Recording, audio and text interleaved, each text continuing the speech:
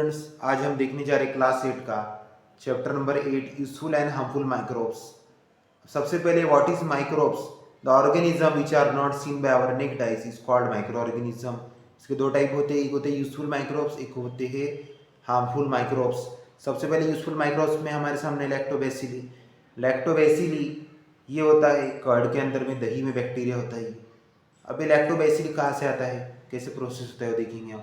तो मिल्क से दही बनाने के लिए मिल्क में थोड़ा सा दही डाला जाता है, और ये दही डालने के बाद में इस प्रोसेस का नाम है कोआगुलेशन प्रोसेस। कोआगुलेशन प्रोसेस शुरू होती है। अब जो मिल्क है इसमें शुगर होती है, शुगर का नाम है लैक्टोस। लैक्टोस ब्रेकडाउन होती है और लैक्टोस से बनता है लैक्टिक एसिड, और लैक्टिक एसिड का कन्वर्जन होता है लैक्टोबैसिली बैक्टीरिया के अंदर में, और दही के अंदर में लैक्टोबैसिली बैक्टीरिया फॉर्म होती है। अब जब दूध से दही बनाया जाता है तब उसमें का जितना भी प्रोटीन का पार्ट है वो पूरा बीच में सेंटर में आ जाता है, पूरा आके पूरा जमा हो जाता है, सेंटर में आ जाता है। और बाकी का जो भी मतलब विदाउट प्रोटीन वाला जो पार्ट है वो पूरा बाजू में फैल जाता है, लिक्विड पानी के जैसा होता है वो। और हमारा बीच में दही जम जाता है और बीच में बटर मिल्क होता है। तो आप जब भी दही बनाते तो जब भी दूध से आप दही बनाते तो आपको दो चीज़ें मिलती है, एक दही मिलता है, एक मिलता है बटर मिल्क, छाछ। और इसको हमारे डेली लाइफ में यूज़ करते हैं। तो कोआगुलेशन का मतलब होता है कि सभी चीज़ों का आपस में जम जाना, पास में आ जाना। जितनी भी यूजफुल चीज़ें सब पास में आ जाएंगी, इकट्ठा हो जाएंगी, गोला बन जाएगा। और जो चीज़ यूजफुल नहीं है वो सेपरेट हो जाएंगी, बाजू में हो जाएंगी। तो इस तरीके से प्रोसेस से बनता है दही, और इसको फर्मेंटेशन भी कहा जाता है।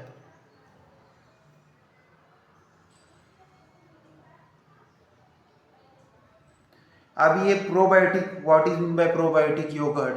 प्रोबायोटिक है ना जो हमारे लिए अच्छा, उसको कहते हैं प्रोबायोटिक। इसके अंदर में लैक्टोबैसिली बैक्टीरिया का यूज किया जाता है, और ये एंटीबायोटिक्स के अंदर भी दिया जाता है, प्रोबायोटिक्स भी दिया जाता है लोगों को। क्योंकि अगर किसी के बॉडी में हार्मफुल बैक्टीरिया अगर चले जाते हैं तो यूजफुल बैक्टीरिया उनको किल करते हैं। लैक्टोबैसिली एक यूजफुल बैक्टीरिया है, तो बैक्टीरिया उसको किल करता है। अब यूजेस ऑफ लैक्टोबैसिली ये आपको रीड करना है।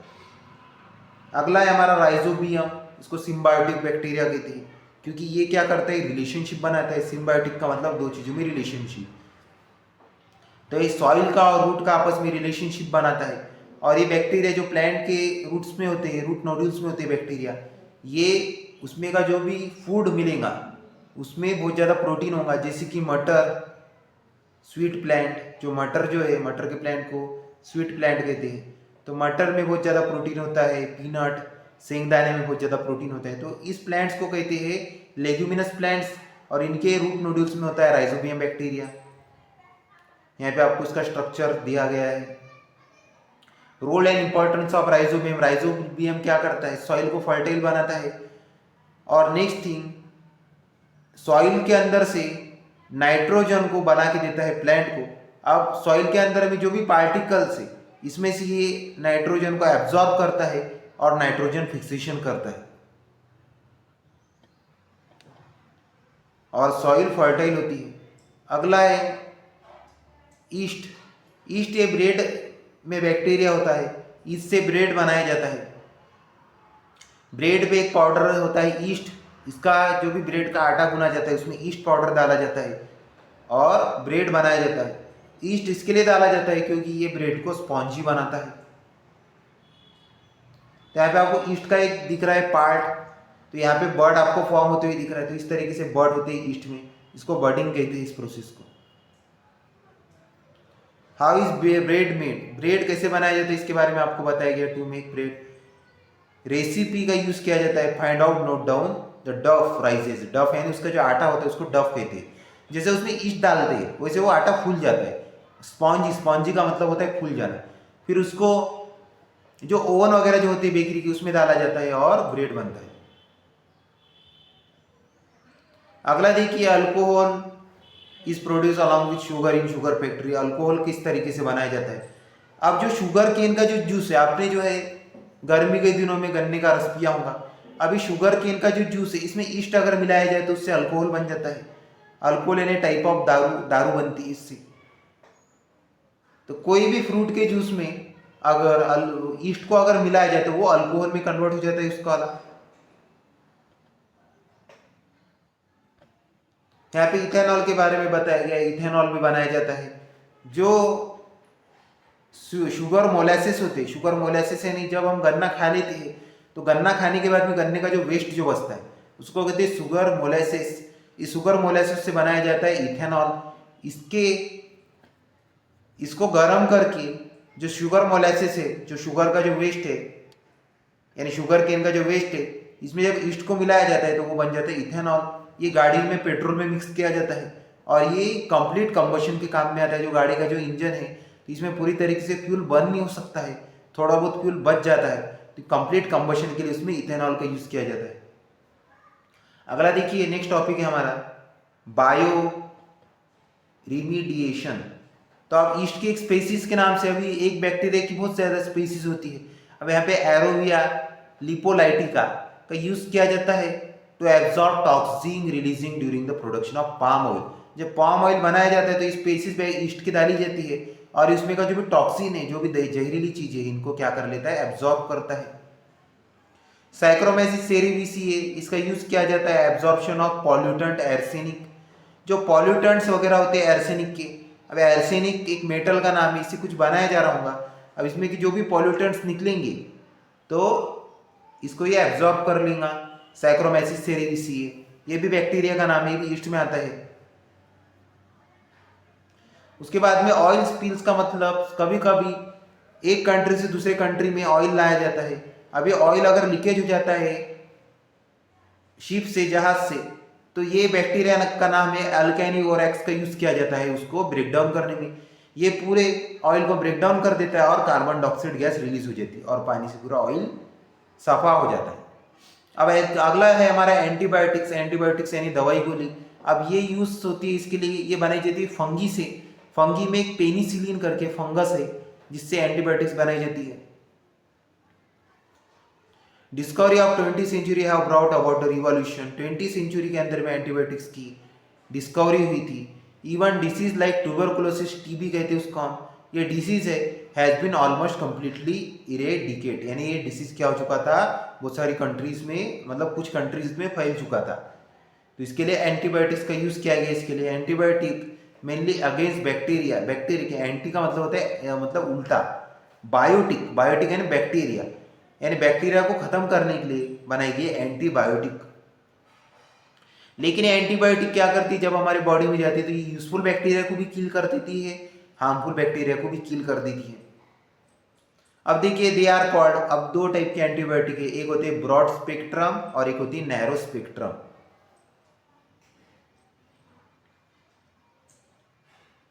सम antibiotics are used against wide variety of bacteria. Bacteria के खिलाफ में जो एंटीबायोटिक्स यूज की जाती है उसको कहती है ब्रॉड स्पेक्ट्रम। अगला है whenever pathogenic micro organism is definitely known. तो कोणता बैक्टीरिया, जैसे कि लोगों को मलेरिया होता है तो मलेरिया होता है स्ट्रेप्टोकोकस मलेरी से। अब जो डॉक्टर इसको पता है इसको मलेरिया, इसको Streptococcus malaria, Streptococcus malariae bacteria ने इसकी बॉडी में अटैक किया है, तो यूज किए जाते हैं नैरो स्पेक्ट्रम एंटीबायोटिक। तो ये क्या करेगी, ये ऐसी एंटीबायोटिक होती है जो स्पेशली बनाई जाती है कुछ ऐसी स्पेसिफिक नामिक बैक्टीरिया को किल करने के लिए। इसके लिए यूज किया जाता है नैरो स्पेक्ट्रम। तो आप ध्यान में रख सकते हैं कि जो बैक्टीरिया का नाम पता नहीं, जैसे कि कॉमन कोल्ड वगैरह है, साधारण बुखार में ब्रॉड स्पेक्ट्रम एंटीबायोटिक दी जाती है, और क्रिटिकल कंडीशन है अगर टाइफाइड हो गया, मलेरिया हो गया, डेंगू हो गया, तो ऐसे टाइम पे दी जाती है narrow spectrum antibiotic. Virology, virology यानी द स्टडी ऑफ वायरस, यानी वायरस के ऊपर में स्टडी की जाती है, उसको कहते हैं वायरोलॉजी। अगला देखिए पेनिसिलिन, ये फंगस का नाम है, इससे एंटीबायोटिक बनाई जाती है। अगला कॉशन, ये यानी सावधानी, क्या ध्यान में रखना चाहिए आपको, बिना डॉक्टर के दवाई लेनी नहीं चाहिए, डॉक्टर से आपको कंसल्ट करना चाहिए, बाद में ही दवाई गोली लेनी चाहिए। इंट्रोडक्शन टू साइंटिस्ट, यहाँ पे साइंटिस्ट के बारे में इंट्रोडक्शन दिया है छोटा सा। Staphylococci culture he made an interesting observation in petri dish. Petri dish होती है, इस साइंटिस्ट ने इस बैक्टीरिया को देखा माइक्रोस्कोप में। अभी आपको रीड कर रहे हैं इसमें क्या बोला गया। अब देखिए harmful micro organism. Harmful micro organism यानी जो हमारे लिए बुरे हैं उसको कहते हैं harmful micro organism. Harmful micro organism में आता है फंगी। अब फंगी में भी कुछ ऐसे मतलब बैक्टीरिया होते हैं जो हार्मफुल होते हैं, जिसमें आता है क्लॉस्ट्रीडियम। क्लॉस्ट्रीडियम एक हार्मफुल बैक्टीरिया है। ठीक है, अभी आपके सामने आता है क्लॉस्ट्रीडियम बैक्टीरिया। अब इसके अलग अलग शेप्स होते हैं, क्लॉस्ट्रीडियम के अलग अलग टाइप है। देखिए आपके सामने क्लॉस्ट्रीडियम टेटानी, परफ्रिंजेंस, ये इसके कुछ एग्जांपल्स देखिए। अदर हार्मफुल माइक्रो ऑर्गेनिजम्स है, वायरसेस है, प्रोटोजोआ, प्रोटोजोआ यानी अमीबा, पैरामीशियम, इसको प्रोटोजोआ कहते हैं, रिस्पॉन्सिबल होती है डिसीज के लिए। हार्मफुल माइक्रो ऑर्गेनिज्म में भी बहुत सारे बैक्टीरिया, जैसे कि मैंने अभी बताया था आपको, स्ट्रेप्टोकोकस मलेरी है और विब्रियो कोलेरी है। ऐसे बैक्टीरिया जो आप हमारे लिए क्या है, बॉडी के लिए बुरे हैं, इनको कहते हैं हार्मफुल बैक्टीरियाज। ये हार्मफुल बैक्टीरियाज होते हैं जो फूड होता है, जो रेंसिड फूड होता है, रेंसिड मतलब सड़ा हुआ, खराब, इस फूड के अंदर में बैक्टीरिया ग्रोथ होते हैं। और अगर कोई खराब खाना अगर खाता है, खराब खाना अगर कोई खाता है तो उसको डिसीज वगैरह हो सकते हैं इन बैक्टीरिया से। तो हमको बासी खाना, खराब खाना ये नहीं खाना चाहिए।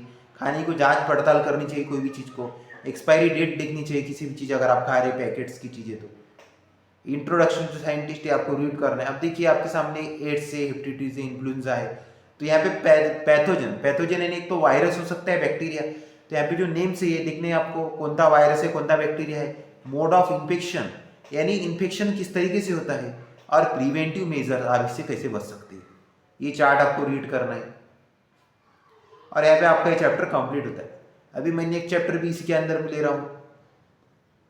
अगला एनवायरमेंटल मैनेजमेंट, इन्वायरमेंट को आप कैसे बचा सकते हैं ये सीखना होता है एनवायरमेंटल मैनेजमेंट में। अब अगला टॉपिक हमारा वेदर एंड क्लाइमेट।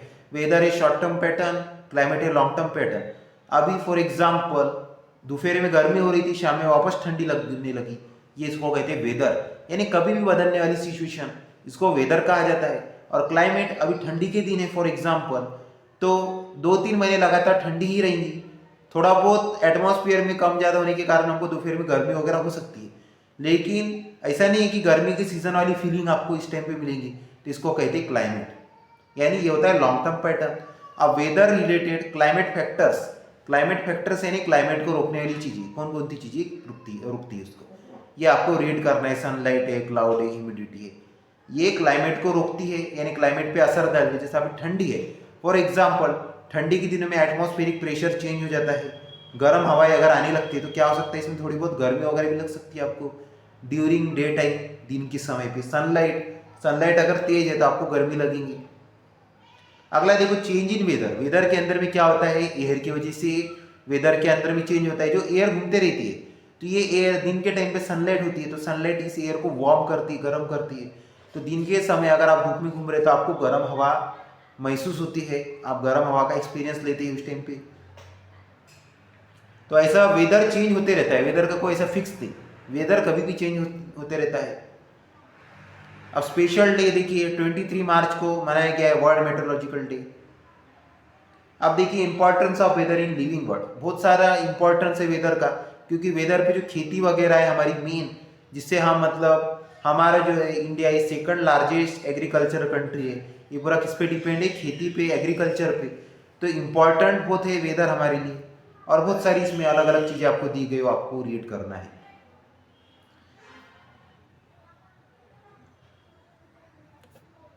अब देखिए मेट्रोलॉजी, मेट्रोलॉजी यानी the study of climate is called metrology. अब क्लाइमेट की स्टडी करना, क्लाइमेट कैसे चेंज हो रहा है, कब क्लाइमेट चेंज होता है, तो ये इसकी पूरी स्टडी करना, वेदर के बारे में स्टडी करना, इसको सभी स्टडी, वेदर और क्लाइमेट की जो स्टडी है इसको कहते हैं मेट्रोलॉजी। अब इसमें आईसीटी का यूज वगैरह किया जाता है। अब देखिए आईएमडी, इंडियन मेट्रोलॉजिकल डिपार्टमेंट। अब हमारे इंडिया में एक ऐसा डिपार्टमेंट है जो किस पे स्टडी करता है, इन्वायरमेंट पे स्टडी करता है, यानी वो उसमें क्लाइमेट और वेदर पे स्टडी करता है, इसको कहते हैं इंडिया मेट्रोलॉजिकल डिपार्टमेंट। अब यहाँ पे आपको इसमें एग्जांपल्स वगैरह, ब्रिटिश में इसकी स्थापना हुई थी 1875 में शिमला में, ये पूरा आपको स्टोरी इसकी रीड करनी है। अब देखिए अगला है, नेक्स्ट है monsoon model and climate prediction. Monsoon model and climate prediction, monsoon model है, अब जो वेदर का बार बार चेंज होते जा रहा है, अब मानसून एक मिडल सीजन है, अब इसमें वेदर गर्मी भी होती है, ठंडी भी होती है, तो इसको नाम दे दिया गया मानसून मॉडल और क्लाइमेट प्रेडिक्शन। अब ठंडी और गर्म हवाओं से, यानी ये जो एयर है, तो इससे हमको क्लाइमेट का प्रेडिक्शन होता है, क्लाइमेट का क्या होता है, अंदाज होता है। तो ये 100 साल से जूनी प्रथा चलती आ रही है कि हम क्या करते हैं, जो एयर है उसको महसूस करके, टेम्परेचर को देख के हम क्या लगाते हैं कि अंदाज लगाते हैं क्लाइमेट का। अगला है मैथमेटिकल मॉडल, यानी ये कंप्यूटर बेस है। अब पूरा कंप्यूटर ही बताएगा कि इस टाइम पे क्लाइमेट कैसा है, टेम्परेचर कैसा है। तो ये है मैथमेटिकल, यानी ये it is depend on the computer, पूरा कंप्यूटर पे डिपेंड है। हॉलिस्टिक मॉडल में देखिए क्या दिया है, parameter use in models which are greatest on the monsoon nowadays prediction declared by IMD, this is called holistic model. IMD क्या करती है, सोचती है, कंप्यूटर में टेम्परेचर देखते हैं और उसके अनुसार मतलब डिक्लेयर करती है कि अभी का क्लाइमेट कैसा है। इसका हॉलिस्टिक मॉडल कहती है। यानी हॉलिस्टिक मॉडल किसका डिक्लेयर किया है, आईएमडी का, Indian meteorological department. Statistical model ये भी पूरा कंप्यूटर बेस है और उसमें मैथ्स का यूज होता है। अब इसमें मैथ्स में ग्राफ बनाया जाता है, इस ग्राफ में जो टेम्परेचर वगैरह जो बताया जाता है और जो प्रेडिक्शन जो बताया जाता है उसको कहते हैं स्टैटिस्टिकल मॉडल। अगला है सॉलिड वेस्ट मैनेजमेंट, यानी कचरे को हमको मैनेज करना चाहिए, वरना ये कचरे में ग्रोथ होते हैं बैक्टीरिया और ये हमारे लाइफ के लिए क्या है, बहुत ज़्यादा हार्मफुल है। अब आपको इस सड़क पे दिख रहा होगा बहुत ज़्यादा कचरा फैला हुआ है, तो हमको इस पे ध्यान देना चाहिए, कचरा फैलने नहीं देना चाहिए, उसका एक प्रॉपर हमको मैनेजमेंट करना चाहिए। आजकल म्यूनिसिपल कॉरपोरेशन इसका बहुत ज़्यादा ध्यान दे रही है, इस कचरे को मैनेज करने का। एरिया गार्बेज वर्सेस क्लीन, यहाँ देखिए क्लीन एरिया, इस क्लीन एरिया में क्या होगा, डिसीजेस फैलेंगी नहीं और हमारी लाइफ क्या रहेंगी, हेल्थी रहेंगी। तो आपको इस पर कॉन्सेंट्रेट करना चाहिए। अगला देखिए गार्बेज प्रोडक्शन पर डे। अब यहाँ पे इंफॉर्मेशन देखिए, एक दिन में 5000 टन गार्बेज होता है मुंबई जैसी सिटी में, पुणे में होता है 1700, नागपुर में होता है 900। अब आपके सामने एक चार्ट दिया हुआ है डोमेस्टिक वेस्ट में, domestic waste, industrial waste, hazardous waste, farm garden waste. Domestic waste यानी जो घर में जो कचरा होता है इसको डोमेस्टिक वेस्ट कहते हैं। इंडस्ट्रियल यानी फैक्ट्रीज का, हैजार्डस यानी जो केमिकल्स का है जो हमारे लिए बहुत ही ज़्यादा हार्मफुल है, इसको हैजार्डस कहते हैं। गार्डन में जो लीव्स वगैरह जो गिरते हैं, पत्ते, ब्रांचेस, इसको कहते हैं गार्डन। इलेक्ट्रॉनिक यानी ई वेस्ट, जैसा मोबाइल फोन्स है, जो भी इलेक्ट्रॉनिक कम्युनिकेशन की जो चीज़ें हैं, तो ये इसको कहते हैं इलेक्ट्रिक वेस्ट कहते हैं, ई वेस्ट भी आप बोल सकते हैं। बायोमेडिकल वेस्ट यानी मेडिकल से, हॉस्पिटल से निकला हुआ वेस्ट। अर्बन वेस्ट यानी जो बड़ा जो तालुका है, डिस्ट्रिक्ट है, यहाँ पे जो वेस्ट जो निकलता है इसको कहते हैं urban waste. Radio active waste यानी जैसा मोबाइल फोन से, यानी जिससे रेडियो एक्टिव वेव्स निकलती है, खास करके तो जो मतलब मोबाइल है इससे रेडियो एक्टिव वेव्स निकलती है। उसके बाद में यहाँ पे कुछ आइसोटॉप्स बताए गए आपको, ये आइसोटॉप्स पावर प्लांट में यूज किए जाते हैं, इससे भी रेडियो एक्टिव वेस्ट निकलता है। माइनिंग वेस्ट, जो माइंस वगैरह होती है इसमें से वेस्ट निकलता है। बायोडिग्रेडेबल वेस्ट यानी जो इजीली डिग्रेडेबल हो जाए उसको कहते हैं biodegradable waste. The waste which can easily degradable is called biodegradable waste. The waste which can not easily degradable is called non biodegradable waste. Biodegradable waste easily decompose हो जाएंगे 1 से 2 दिनों में, लेकिन नॉन बायोडिग्रेडेबल में आता है प्लास्टिक, ये इजीली डिकम्पोज नहीं होता है, इसको बहुत साल लगते हैं डिकम्पोज होने के लिए। अब देखो harmful effects of solid waste, ये ऐसे चार्ट्स आपको लर्न करने हैं, देखने इसमें। तो ये वेस्ट कैसे कैसे बढ़ता है इसका चार्ट आपको ध्यान में रखना है। जो भी एग्जाम होता है, चाहे क्लास 10 का हो, क्लास 9 का एग्जाम हो, ये बोर्ड क्वेश्चन होता है। आपको चार्ट देखे होंगे ऐसा करके, harmful effect of solid waste, और आपको बॉक्सेस देखे होंगे और उसमें आपको फिल करना होता है। 5 मार्क्स का क्वेश्चन पूछा जाता है ये पेपर्स में, ऐसे क्वेश्चन आते हैं 5 मार्क के लिए। Necessity of solid waste management, क्यों जरूरी है ये, क्योंकि अगर हम इसको कंट्रोल नहीं करेंगे तो क्या होगा, इससे वेरियस डिसीज फैलेंगे। उसके बाद में जो छोटे बच्चे, इन पर डायरेक्टली जो है बैक्टीरिया वगैरह अटैक करते हैं, इनकी हेल्थ खतरे में आएंगी और बहुत ज़्यादा नेचुरल कैलेमिटीज़ वगैरह हो सकती है। यही जो है, अगर पानी अगर आ जाते हो तो कचरा पानी के साथ में मिक्स हो जाएगा और जो एनिमल्स है ये उन तक भी पहुँचेगा। एनिमल्स वो पानी पिएंगे कचरे वाला और उनको भी डिसीजेस होंगे। ये डिसीजेस फिर जो है, जैसे कि एनिमल हस्बेंड्री, फॉर एग्जाम्पल अगर बफेलो ने उस पानी को पी लिया, उसका मिल्क हम गेन करते हैं, हम मिल्क लेते हैं, तो मिल्क के थ्रू हमारे भी अंदर में बीमारी आएंगी। ऐसे करके ये क्या होता है, एक से दूसरे जगह फैलता है, तो इसको वायरल डिसीज कहते हैं। तो इसके लिए इसका प्रॉपर ट्रीटमेंट करना बहुत ज़्यादा जरूरी है। अब देखो 7 principle of solid waste management. 7 principle यानी reuse, refuse, recycle, rethink, reduce, यानी ये मतलब उसको कम करने के लिए बोला गया, पोल्यूशन को आप कैसे कम कर सकते हैं। इंफॉर्मेशन आपको रीड करनी है। रिसर्च, रेगुलेशन, और यहाँ पे आपको दिया हुआ है पीरियड रिक्वायर्ड फॉर डिग्रेडेशन, यानी किसको कितना पीरियड टाइम लगता है। अब देखो पेपर ऐसा 4 डस्टबिन बताए गए आपको, कचरा सेपरेट करना है आपको, मेनली 2 डस्टबिन तो होनी चाहिए, एक होता है ड्राई वेस्ट के लिए और एक होता है विथआउट ड्राई, यानी ड्राई का मतलब होता है सूखा, एक सूखा कचरा और एक ओला कचरा, तो ऐसा 2 डस्टबिन चाहिए। डिजास्टर मैनेजमेंट, अब डिजास्टर मैनेजमेंट के लिए अगर हम जो है पॉल्यूशन को कम करेंगे तो क्या होगा, डिजास्टर मैनेजमेंट होगा, अर्थक्वेक सुनामी जैसी चीजों को हम इससे कम कर सकते हैं। वैसे तो नेचुरल है, लेकिन हम उसमें अगर पॉल्यूशन क्रिएट नहीं करेंगे तो कार्बन डाइऑक्साइड रिलीज नहीं होगा, कार्बन डाइऑक्साइड रिलीज नहीं होगा तो बहुत सारा क्लाउड नहीं बनेंगे, और क्लाउड नहीं बनेंगे तो आपस में जो चार्जेस जो एक्सचेंज होते हैं जिससे बिजली वगैरह चमकती है, तो ये सब चीजें इसमें नहीं होंगी।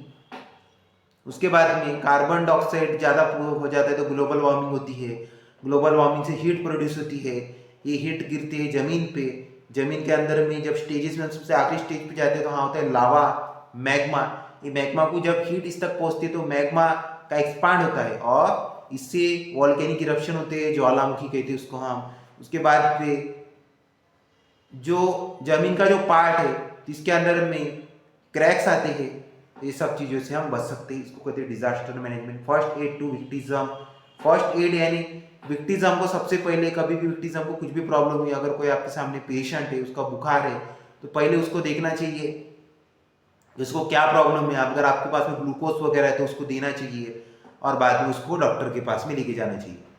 फर्स्ट एड बॉक्स होता है, फर्स्ट एड देखना चाहिए उसको क्या प्रॉब्लम है क्या है। अब अगला देखिए एयर, मतलब एयरवे, ABC रूल बताया गया आपको इसमें, एयरवे ब्रीथिंग सर्कुलेशन। तो एयरवे यानी जो भी पर्सन है विक्टिज्म बीमार, उसको प्रॉपर सांस लेते आ रही है क्या, उसके नोज में वो मतलब ऑक्सीजन जा रहा है क्या, वो देखना चाहिए। अगला ब्रीथिंग, ब्रीथिंग भी वही सेम ही चीज है, उसको लेटाना चाहिए स्लोप के जैसा, वो अगर स्लोप के जैसा लेटेगा तो उसके नाक में एयर का प्रेशर ज्यादा जाएगा और उसको सांस लेने में प्रॉब्लम नहीं जाएगी। अगला है सर्कुलेशन, सर्कुलेशन के लिए उसका हार्ट को ऐसा प्रेस करना चाहिए, ज़्यादा जोर से भी नहीं ज़्यादा स्लो भी नहीं, नॉर्मली उसको पेन ना होकर के ऐसा हल्का सा उसको प्रेस करना चाहिए, इससे ब्लड सर्कुलेशन बढ़ता है। और उसका जो बैक का जो पार्ट है वहाँ पे भी प्रेस करना चाहिए, उससे भी ब्लड सर्कुलेशन बढ़ता है। ब्लीडिंग वगैरह अगर हो रही है तो वहाँ पे कुछ ना कुछ आयोडीन सॉल्यूशन वगैरह लगाना चाहिए।